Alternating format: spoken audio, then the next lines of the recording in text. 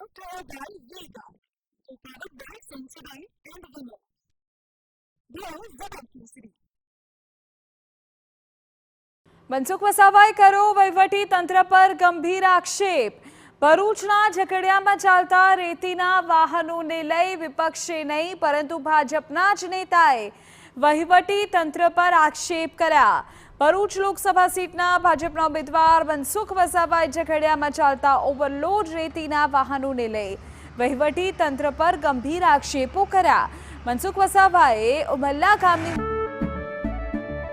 કેસરિયાથી મન જોગી થયું રે, દિલ ઝૂમે જુઓ મત મસ્ત થયું રે, કેસરિયાથી મન જોગી થયું રે। હર પળ મનાવો કેસરી त्योहार। विमल बोलो जुबान केसरी। મુલાકાત સમયે વહીવટી તંત્ર પર આક્ષેપો કરતા કહ્યું કે કેટલાક અધિકારીઓનું રેતી માફિયાઓ સાથે સેટિંગ હોય।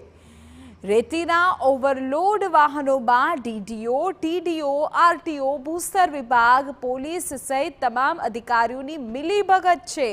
આ બાબતે કલેક્ટરને જાણ પણ કરવામાં આવી હતી, છતાં પગલાં નથી લીધા। વસાવાએ વધુમાં કહ્યું કે ઓવરલોડ વાહન બંધ નહીં થાય તો જન આંદોલન કરવામાં આવશે।